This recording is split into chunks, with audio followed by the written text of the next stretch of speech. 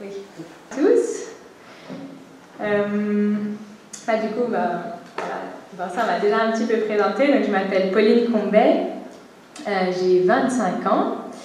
Et puis, je viens de l'église de Nédan, donc qui est du côté de Saint-Julien, d'ailleurs de laquelle je vous transmets aussi des salutations. Et puis, je suis la fille de Monique et Xavier qui viennent dans cette église, donc que vous connaissez certainement. Et voilà, si je suis là aujourd'hui, c'est parce que l'année passée, en fait, j'ai pu partir une année au Congo, en République démocratique du Congo. Et puis, je voulais vous partager un peu l'expérience que j'ai vécue là-bas. Alors, merci à Jean-René qui m'a invité à venir partager ça. Alors, c'est par là. Et il n'est pas allumé. Ok, super. Alors, donc voilà pour le contexte. Donc je suis partie en République démocratique du Congo. C'est le pays, donc le grand pays qui se trouve au milieu de l'Afrique. Et puis, voilà, la mission, c'est quelque chose qui me touche depuis petite. Et voilà, ça m'a fait plaisir d'entendre ce qu'Alexandra racontait ce matin aux enfants. Parce que je pense que c'est aussi en étant petite que j'ai entendu des histoires et qui m'ont donné aussi envie, plus tard, et avec d'autres expériences, de me dire « Ah, mais peut-être moi aussi, je pourrais aller sur le champ missionnaire. » Donc, je suis partie... Je suis partie là-bas avec la mission AIM, qui signifie Africa Inland Mission. Donc en fait, c'est une mission qui travaille sur tout le continent africain. Elle fête ses 125 ans cette année. Et voilà, elle a différents objectifs, mais le premier, c'est vraiment de pouvoir aller en fait vers les peuples qui n'ont jamais entendu parler de l'Évangile. Donc c'est vraiment leur direction. Mais ils ont aussi également en fait à cœur de venir et de travailler côte à côte avec les églises qui sont déjà existantes, parce que l'église en Afrique en général, elle est forte, elle est grandissante. Et donc voilà, le but de cette mission, c'est aussi de se mettre à côté de cette église et vraiment de l'aider, de la soutenir, de transférer aussi des compétences. Et puis aussi, une des autres actions d'AIM, c'est aussi d'apporter en fait au niveau médical et au niveau de la santé une aide, et que ça puisse être aussi un moyen en fait de partage de l'amour de Dieu envers les plus démunis. Donc ça, c'est vraiment le but d'AIM. Et puis moi je suis partie une année, donc c'est plutôt un programme à court terme, et dans ce cas-là les objectifs sont un peu différents.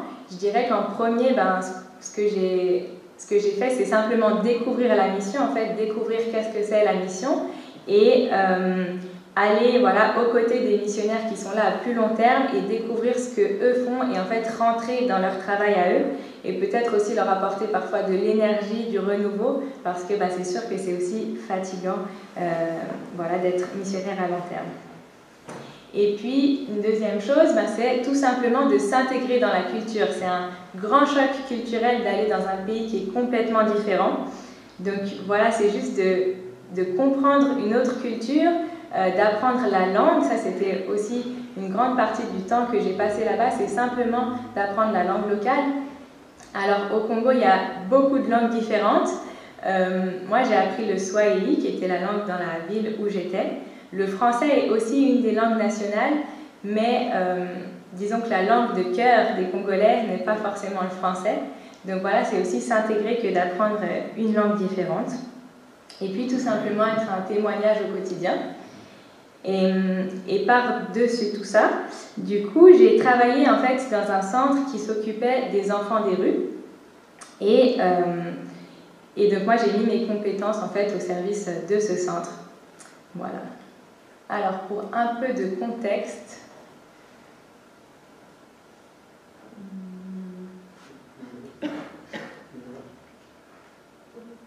voilà. Alors, je fais. Exact. Parfait. Donc voilà un plan du Congo. Et moi, je suis partie tout à l'est, donc dans la ville qui s'appelle Bunia. Voilà, qui était tout en haut.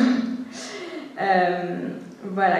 globalement, le Congo, c'est un pays qui est très riche au niveau de son sol, entre autres aussi au niveau de son sous-sol. Il y a beaucoup de minerais. Sur la carte avant, on voyait qu'il y a, il y a énormément de ressources. Entre autres, à Bunia où j'étais, il y avait plusieurs mines d'or. Donc voilà, c'est un pays qui est très très riche et à la fois c'est un pays qui n'est quand même pas très développé. L'indice de développement humain est assez bas pour différentes causes, mais voilà, entre autres la corruption. Et là où j'étais, il y a aussi une assez grande insécurité avec des groupes de milices en fait, qui agissent et qui coupent les routes, qui font fuir les populations, ce qui entraîne une insécurité constante et qui empêche aussi le développement. Donc, moi j'ai travaillé dans le centre qu'on voit en photo, qui s'appelle donc House of Grace, la maison de la grâce, et qui s'occupe d'accueillir les enfants des rues, donc de jour et de nuit. Et voilà, les enfants en fait sont invités à venir dans ce centre et pour avoir un lieu de sécurité où il y a des repas qui sont offerts, il y a un dortoir où les enfants peuvent dormir. Selon les situations, les enfants aussi sont scolarisés. Et puis aussi, en fait, voilà, le centre a vraiment à cœur de pouvoir leur parler de Jésus. C'est un centre qui a été fait avec donc une église qui s'appelle la Sécurante. Et voilà, ils savent qu'ils ne vont pas guérir tous les traumatismes que ces enfants ont vécus, mais ils ont à cœur de leur faire comprendre que Jésus les aime et que si ensuite ils repartent dans leur famille et qu'ils ont compris ça, eh ben, Jésus sera avec eux dans tout le restant de leur vie et leur jour, et voilà, ils auront cet amour inconditionnel de la part de Jésus. Voilà, donc il y a vraiment ce temps, voilà, c'est pour être un temps de transition dans ce centre, et en même temps, en fait, ces travailleurs du centre cherchent à trouver les familles de ces enfants et à comprendre en fait pourquoi est-ce qu'ils sont allés dans la rue et comment en fait voilà, essayer de faire une médiation familiale entre l'enfant et la famille pour qu'il puisse retourner chez lui et pouvoir y rester. Ou quand c'est pas possible, trouver en fait un membre de la famille élargie. La famille, c'est pas forcément comme chez nous, donc voilà, trouver peut-être un membre de la famille élargie qui serait d'accord en fait de prendre cet enfant et de le garder avec eux. Donc voilà, ça c'est pour les buts de ce centre. Et pourquoi est-ce qu'il y a des enfants des rues comme je l'ai dit, entre autres à cause de la pauvreté, des guerres successives, voilà, toutes ces choses ont fait qu'il y a eu quand même un climat d'insécurité et de traumatisme, ce qui fait qu'il y a des enfants qui décident de partir dans la rue et d'essayer de se débrouiller par eux-mêmes. Et en fait, c'est un pasteur congolais qui un jour a fait une semaine d'évangélisation auprès de ses enfants. Et puis, à la fin de la semaine, les enfants lui ont dit « Merci pasteur, on a compris qui est Jésus, on sait où on ira si on meurt, mais si on ne meurt pas, on aimerait bien aller à l'école. » Et du coup, le pasteur, il a été vraiment touché par ça. Et donc, en fait, il a cherché un peu des fonds pour scolariser ses enfants. Et quand il les a scolarisés, au bout de quelques mois, en fait, le directeur de l'école est venu le voir en lui disant « Mais ces enfants, ils dorment à l'école. Donc, ça ne sert pas à grand-chose qu'ils soient là. » Et puis, du coup, il a essayé de chercher pourquoi, et en fait, en allant voir où les enfants dormaient dans la rue, il a compris que ce n'était pas du tout un endroit où les enfants pouvaient se reposer. Et du coup, à partir de là, il a cherché à trouver, en fait, à construire, voilà, un dortoir. Et puis, c'est des choses qui se sont faites petit à petit, et l'équipe s'est agrandie pour s'occuper de ces enfants. Il y a des cuisinières qui ont été engagées, d'autres encadreurs. Et voilà, donc maintenant, il y a une équipe de 10 personnes. Et en ce moment même, il y a environ 70 enfants qui sont dans ce centre. Voilà, donc comment s'est créé ce centre. Donc moi, du coup, toute l'année,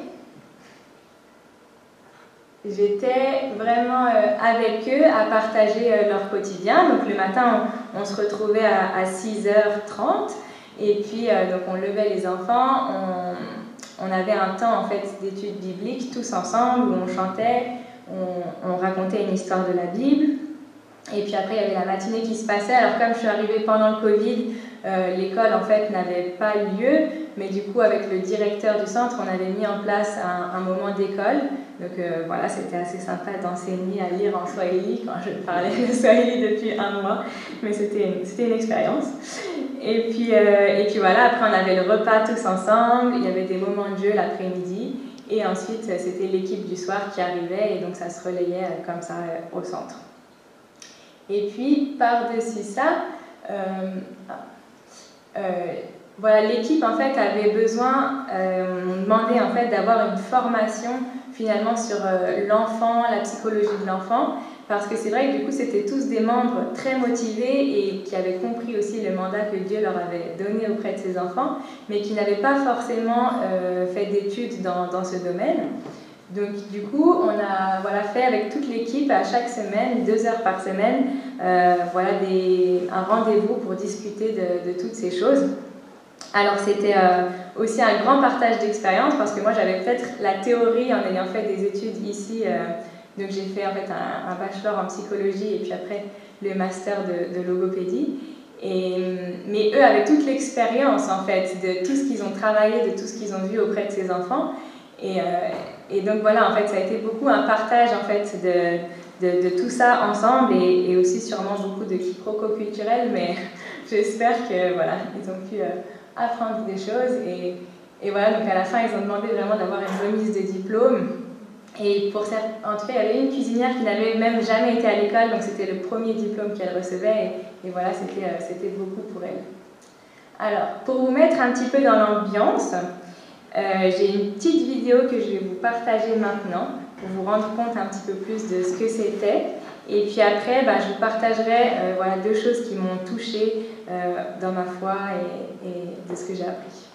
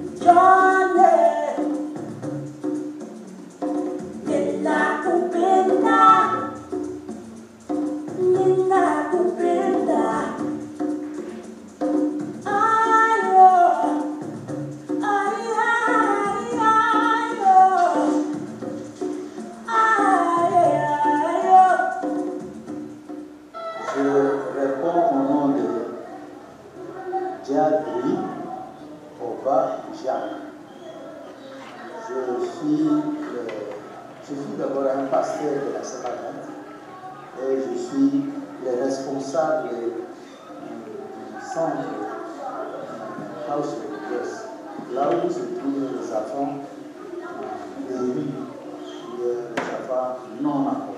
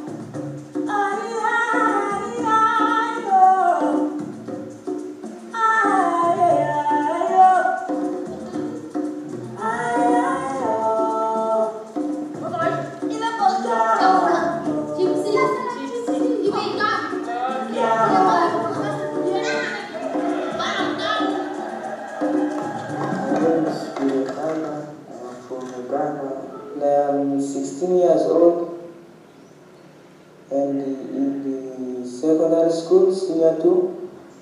And there I was spending many years in Uganda. I always come from Navy to go to Kampala to go for study. And after that, they give us holidays, we come back home. I was coming to my uncle when I was coming. And when I arrived, but I lost my way. My uncle said that if I arrive, he will come and get me. And I waited so long. And the police get me, and they went with me to the police station. After that, I stayed there. I spent the night, and in the morning, the police said to me that I should not be sad, and I should wait, they will do something. And in the afternoon, they have said that they will take me where they keep kids, and I will wait from there for a few months. And if there is no information which they are getting, and they will return back to Uganda. And in this center, and I'm waiting for that they should return me back to Uganda, and I will go ahead with my study. Thank you.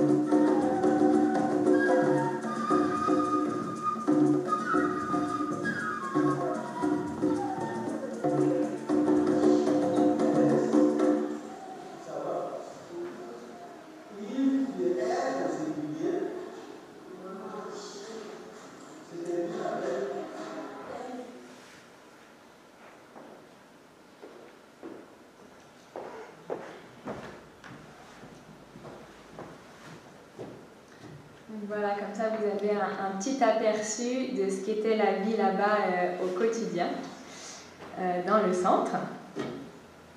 Et voilà, pour finir, je voulais vous partager deux choses qui m'ont touchée et qui m'ont marquée là-bas. Le premier, j'ai écrit « La grande église » et j'ai mis ce verset « Oh, qu'il est agréable, qu'il est doux pour des frères de demeurer ensemble. C'est comme la rosée de l'Hermon qui descend sur les hauteurs de Sion. En effet, c'est là que l'Éternel envoie la bénédiction, la vie pour l'éternité. » Et c'est le verset qu'ils m'ont donné quand je suis partie. Mais en arrivant là-bas, j'étais vraiment dans une toute autre chose. J'étais vraiment assez stressée en fait en partant et en me disant mais pourquoi est-ce que je fais ça? Je vais dans un endroit où je connais plus rien, où tout est nouveau.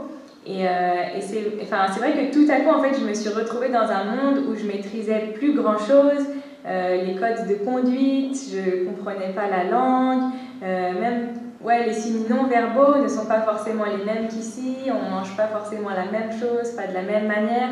Enfin, en fait, tout à coup, il y avait tout un monde que je comprenais plus forcément.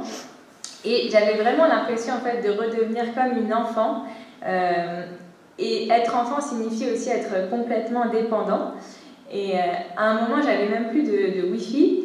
Et ça, c'était vraiment peut-être mon dernier filet de sécurité qui me reliait à ma famille ici, à mes amis. Et tout à coup, je me suis dit, mais voilà, je suis quelque part, je connais rien. Voilà, comment est-ce que je fais? Et en fait, je me suis rendu compte de tous les filets de sécurité que j'avais avant de vraiment devoir faire confiance à Dieu, que lui prenait soin de moi et qu'il était fidèle. Et du coup, j'ai dû enlever toutes ces choses une à une pour me dire, maintenant, vraiment, je dois compter sur Dieu. Et voilà, c'était un grand apprentissage de lui faire confiance et de voir en fait à quel point il a été fidèle. Et pour un petit exemple, juste quand j'étais dans l'avion, en fait, avant, donc j'ai pris l'avion à Genève, je suis allée à Amsterdam et ensuite je partais pour l'Ouganda, donc à Kampala, comme c'était à la frontière. Et j'étais assise dans cet avion et j'ai prié Dieu en lui disant, je suis toute seule à cette place, si tu as envie que quelqu'un vienne s'asseoir à côté de moi, peut-être que je pourrais lui parler de l'évangile. Et donc j'ai fait cette prière et puis il y a une femme sur la même ligne que moi qui me regarde, qui se lève, qui prend toutes ses affaires et qui vient s'asseoir à côté de moi. Donc je me suis dit, dans ce cas. Et en fait, il se trouve que c'était une femme ougandaise qui rentrait donc dans son pays. Et du coup, pendant tout le long, elle m'a expliqué, elle m'a parlé de son pays, elle m'a expliqué plein de choses. Et finalement, Dieu, il n'avait pas envie que je parle de lui à ce moment-là, mais il avait juste vu que j'étais stressée et que j'avais peut-être juste besoin en fait, d'entendre parler de ce que j'allais trouver là-bas. Et c'était juste la bonne personne qui, pendant tout le long, m'a juste mis à l'aise et m'a accompagnée même après à la sortie de l'aéroport. On a tout fait ensemble et c'était juste vraiment une bénédiction. Et c'était un petit exemple, mais finalement de ce que j'ai vécu à plein d'autres moments, que c'était un exercice de lâcher prise et de voir que Dieu était là. Et puis, cette femme et tant d'autres après, en fait, sont des personnes qui m'ont vraiment aidée et j'ai découvert qu'on vit l'Église ici, mais là-bas on vit aussi l'Église et en fait ça m'a fait réaliser, même si on le sait, mais comme l'Église est grande et c'est juste incroyable en fait d'être allé à 11 000 km et de retrouver des frères et sœurs avec qui je pourrais me dire j'ai rien en commun, mais en fait si le fait d'être frères et sœurs en Christ, et tout de suite on avait un lien. Et voilà, c'est eux qui m'ont guidée tout au long de l'année en me disant ça tu peux faire, ça tu peux pas faire. Enfin voilà, qui m'ont vraiment aidée pas à pas comme une enfant finalement. Et avec qui on a pu tisser des liens. Et voilà, donc c'est vraiment ce passage-là de se rendre compte de cette grande église. Et Dieu a voulu l'église pour être quelque chose de bon, pour qu'on puisse partager ensemble. Et on peut le faire dans l'église locale. Mais c'est bon de se rappeler de la grande église aussi avec les chrétiens du monde entier. Et une deuxième chose, c'est vrai que l'église au Congo, ce n'est pas une église persécutée, mais néanmoins c'est une église qui est éprouvée sur la longueur. Et en fait, en arrivant là-bas et en voyant toutes les injustices qu'il pouvait y avoir, j'ai vraiment été éprouvée personnellement de me demander mais pourquoi est-ce que Dieu n'agit pas? Et c'était vraiment ce verset de Habakkuk qui dit jusqu'à quand, Éternel, je vais crier à toi? Tu n'écoutes pas, j'ai crié vers toi pour dénoncer la violence, mais tu ne me secours pas. Pourquoi me fais-tu voir le mal et contemples-tu l'injustice? Et c'est quelque chose qui me touchait et j'étais vraiment dans les mêmes sentiments de me dire mais pourquoi tout ça existe? Et aussi en contradiction avec ce qu'on peut vivre ici où on est quand même dans un confort très important. Je dis pas que j'ai trouvé toutes les réponses à mes questions, mais une des choses que j'ai vraiment été rappelée, c'est que le péché d'abord, en fait, il est vraiment là et il est bien réel. Et porté à son comble, c'est la mort. Et c'est vraiment ce que j'ai pu voir là-bas. Le péché porté à son comble, c'est la mort et c'est un réel problème, autant à une échelle personnelle, mais aussi à une échelle mondiale. Et au bout du compte, il y a des gens qui meurent et souvent de manière injustement. Et c'est vrai qu'ici, en tout cas moi des fois je me sens tellement bien que j'oublie peut-être un peu cette réalité qui est là et qui est réelle. Et pourtant, voilà, le mal, il est bien présent et on a vraiment besoin de Jésus-Christ sur cette terre. On a besoin qu'il nous transforme, nous, chacun, personnellement. Et voilà, c'est vraiment cette réalité-là qui m'est revenue à moi. Et aussi que cette souffrance, elle cessera un jour. Et ça, c'est vraiment les Congolais qui me l'ont appris et qui étaient dans cette attente du monde qui vient après. Et ils avaient cette espérance-là qui était tellement forte de dire oui, on vit des souffrances dans le moment présent, mais on sait que c'est seulement un moment et après, on sera vraiment dans la joie au paradis. Et ils s'attendent à cette réalité-là au quotidien. Et pendant ce temps-là,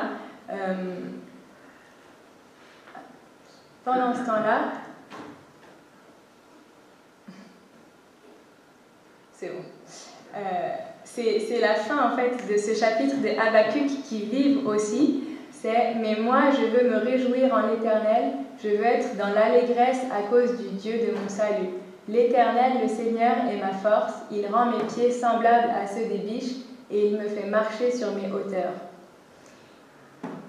J'ai vraiment été encouragée en fait par l'attitude des chrétiens là-bas de se réjouir chaque jour dans l'Éternel en fait, dans Jésus, dans le salut qu'il apporte et dans tous les petits remerciements, dans plein de sujets de reconnaissance qu'ils pouvaient avoir au quotidien.